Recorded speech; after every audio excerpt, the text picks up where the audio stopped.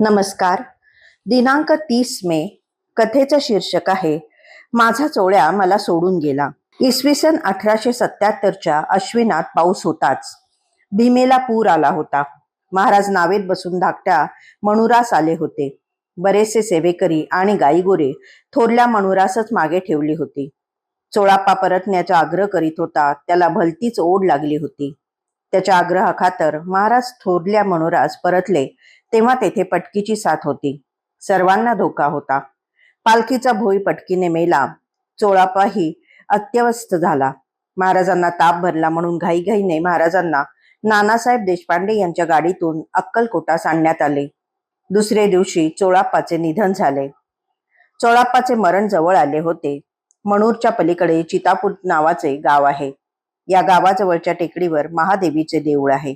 या देवळात महाराज बसले होते. सेवेकरी आणि गाईगुरे सारेच पलीकडे थोरल्या मणुरात राहिले होते. चोळाप्पाला परतण्याची घाई झाली होती. त्याचा एकसारखा चला जाऊया असा लकडा महाराजांपाठी लागला होता. त्यावेळी चोळाप्पास महाराजांनी पहिली सूचना दिली. चोळ्या, मणूरचे वाटेने काटे आहेत रे.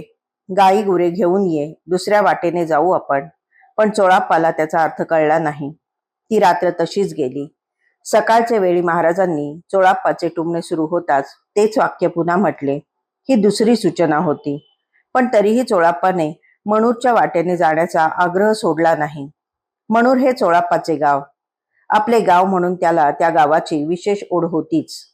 हीच जणू संसाराची आसक्तीची वाट होती आणि त्याचीच महाराज जाणीव करून देत होते. पण परब्रह्मस्वरूप महाराजांजवळ 20-22 वर्षे राहूनही त्याचे स्वरूप चोळाप्पाला समग्रपणे कळलेच नाही. याचे कारण ही आसक्तीच होती. खरे तर चोळाप्पाला महाराज म्हणजे कोण आहेत हे ठाऊक होते. त्यांचे गूढ बोलणेही त्याला समजायचे. इतरांना तो महाराजांच्या त्या बोलण्याचा उलगडाही करून सांगायचा. या 20-22 वर्षात त्याच्या अनेक कसोट्या महाराजांनी घेतल्या होत्या. त्यात त्याची निष्ठा उजळून निघाली होती, यात वादच नाही. पण ही निष्ठा, ही भक्ती सगुण होती. महाराजांच्या सगुण रूपाची ही भक्ती होती. तिचा प्रभाव होता तसा प्रपंचातील मोहमायाचाही पडदा त्याचे वर होता. हे म्हणजे उत्तर ध्रुव प्रदेशात राहण्यासारखे झाले. तेथे 6 महिने रात्र असते. याचा अर्थ काळीक्षार रात्र कधीच नसते. धुसर संधी प्रकाश सतत असतो. धड दिवसही नाही, धड रात्रही नाही. चोळाप्पाचे अगदी तसेच होते. महाराजांनी त्याला निर्गुणाच्या वाटेवर नेण्याचे अनेकदा प्रयत्न केले होते. पण ती वाट त्याला रुचत नव्हती, मानवत नव्हती असेच दिसते. तो सगुणातच अडकला होता. सगुण भक्तीलाच कवळून बसला होता. साधना उपासना करता करता साधक उपासक साधन उपासनेच्या ढाच्यात अडकून पडतो. तेच त्याला बंधनकारक होते. कोळी आपणच विणलेल्या जाळ्यात अडकून राहावा, तसेच इथे चोळाप्पाचे झाले होते. त्या वाटेने काटे फार आहेत रे, याचा अर्थच मुळे आसक्तीच्या वाटेने जाणाऱ्याला जन्ममरणाचे दुःख सहन करावे लागते असा होता. गाई गुरे घेऊन ये याचा अर्थ श्रद्धा, निष्ठा, भक्ती, निरीच्छता, अलिप्तता, निस्संगपणा ही मोक्षाची साधने म्हणजे गाई गुरांचे खिल्लार आहे, ती घेऊन चल असा होता. दुसऱ्या वाटेने जाऊ याचा अर्थ संसार सोडून मोक्षाच्या वाटेने जाऊ असा होता. पण सगुणाच्या आणि प्रपंचाच्या मोहाचा जबरदस्त पगडा चोळाप्पाच्या मनावर होता. विष्णू मायेचाच हा प्रभाव होता. सप्तशतीमध्ये या योग मायेचे वर्णन केले आहे ते असे. तेव्हा येथे आश्चर्य वाटण्याचे कारण नाही. जगताचा स्वामी श्री विष्णू याची ही योग निद्रा महामाया असून तिनेच साऱ्या जगाला मोहून टाकले आहे. ती महामाया ज्ञानी माणसांना देखील आपल्या प्रभावाने आकर्षित करून मोहून टाकते. चोळाप्पावर योग मायेचा प्रभाव होता. त्याला त्याची जाणीव महाराजांनी करून दिली होती. तरीही तो ऐकत नाही असे दिसल्यावर महाराज त्याच्या आग्रहाखातर थोरल्या मणुरास आले. देव सांगायचे ते सांगतोच, पण ते संकेत खुणांनी सांगतो, दाखवतो. कारण तो निर्गुण स्वरूप आहे. तेथे भाषा नाही. भक्तास कळले तर ठीकच, नाही तर जे जसे घडत बिघडत अथवा उलगडत जाते तसेच ते तो साक्षी भावाने पाहत राहतो. देव त्यात ढवळाढवळ करीत नाही. थोरल्या मणुरास पटकीची साथ पसरली होती. मेणा पालखी उचलणाऱ्या भोयांपैकी एकाला पटकीने उचलले. मरण जवळ आले होते. ही तिसरी सूचना होती. हा मेणा परमार्थाचा होता. त्यात साक्षात परब्रह्म बसले होते. पालखीचे भोई म्हणजे चोळाप्पाचे महाराजांचे असणारे 7 जन्माचे ऋणानुबंध होते. पटकीचे म्हणजे मायेने एका भोयाला म्हणजे एका जन्माच्या पुण्याईला गिळंकृत केले होते. पण तिसरी सूचना सुद्धा चोळाप्पाला उमगली नाही.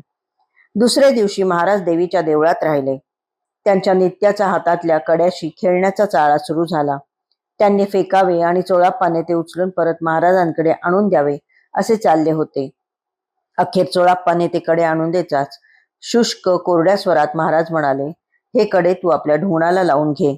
आता पैसा अडका काय कामाचा, असा याचा अर्थ होता. ती चौथी आणि अखेरची सूचना होती आणि तीही वाया गेली होती. संध्याकाळी चोळाप्पाला पटकीने धरले. रात्री जोर वाढला, त्याला तापही भरला. त्यासर्शी त्या करुणाघनाने चोळाप्पाचा ताप आपल्या अंगावर घेतला. चोळाप्पाची तडफड त्या दयाघनाला पाहावेना. इतरांनी परिस्थितीचे गांभीर्य ओळखले. लाख मरोत पण लाखांचा पोशिंदा न मरो या उक्तीप्रमाणे त्यांनी महाराजांना तेथून हलवले. टाकोटाक महाराजांना अक्कलकोटा सांडले. महाराज काहीच बोलत नव्हते, सुन्न होऊन बसले होते. 4ही सूचना वाया गेल्या होत्या.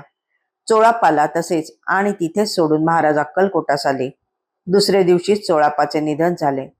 आश्विन शुद्ध नवमी इसवी सन 1877. प्रापंचिक मोह मायात अडकलेला चोळाप्पा परब्रह्माच्या अखेरच्या दर्शनाला मुकला.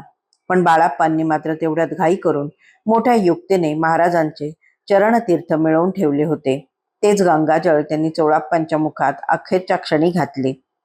तिसरेच दिवशी चोळाप्पाचा अंत्यविधी उरकून सेवेकरी महाराजांचे दर्शनास आले तेव्हा महाराज आपली उदासी लपवू शकले नाहीत. राणीसाहेबांनी त्यांना राजवाड्यावर आणले. आपण असे उदास का, असे म्हणाले. माझा चोळ्या गेला ग. 7 जन्माचे पिता पुत्र आम्ही. तो माझा चोळ्या मला सोडून गेला. तो वियोग सहन होत नाही ग. आता मी कुठे धावू, माझ्या लीला कोणाला दाखवू. यास्तव आता आम्हीही लवकरच जाऊ. महाराज असे सैरभैर झाले होते. त्यांना काही सुचत नव्हते. राणीसाहेबही मनातून गलबलल्या. त्यांनी महाराजांचे पाय धरले.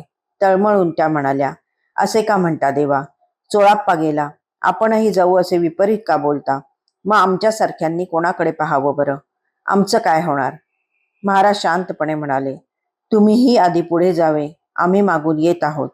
एक थंड शिरशिरी राणीसाहेबांच्या अंगावर आले. त्या स्तब्ध झाल्या. चकार शब्द त्यांच्या तोंडून फुटेना आणि अश्विन शुद्ध एकादशीला राणीसाहेबांनी देह ठेवला. महाराज त्यांच्या जवळच होते. राणीसाहेबांना कैवल्याची प्राप्ती झाली. त्यांच्या जन्माचे सोने झाले. पुढे 6 महिन्यांनी चैत्रवद्य त्रयोदशी संपून तिसऱ्या प्रहरी चतुर्दशी लागली असता महाराजांनी आपल्या सगुण देहाचा त्याग केला. सर्वत्र हलकल्लोळ उडाला. परब्रह्म हे निर्गुण खरे, ते निराकार निराधार असते हेही खरे. ते निरंजन असून कोठेही नाही नसल्याने त्वद्दुरे त्वत्समीपके म्हणजे ते दूरही आहे तसे जवळही आहेच आहे असे असल्यामुळे त्याला अचल म्हटले जाते. म्हणूनच ते सर्वत्रास व्यापून उरणारे आहे. ते भाव विनिर्गत आहे तसे भाव विसर्जित आहे हेही खोटे नव्हे. पण ते जेव्हा सगुणात येते तेव्हा सगुणासारखेच व्यवहार व्यापार करते. म्हणूनच महाराज चोळाप्पाच्या जाण्याने दुःख व्यक्त करीत होते. पार्वतीसाठी शंकराने व्याकुळ व्हावे, रमेसाठी श्री विष्णूंनी अस्वस्थ व्हावे, सीतेसाठी श्रीरामाने शोक करावा, तसेच इथे घडले. ही त्या लीला विश्वंभराची माया, दुसरे काय. देवाच्याही डोळ्यात पाणी तरळावे अशी समरसता चोळाप्पाने साध्य केली होती. ती भक्ती, ती समरसता सगुण असे की निर्गुण, ती साध्य करण्यासाठी आपल्याला अजून केवढा मोठा पल्ला गाठायचा आहे याची कल्पना देणारी ही लीला आहे. धन्यवाद.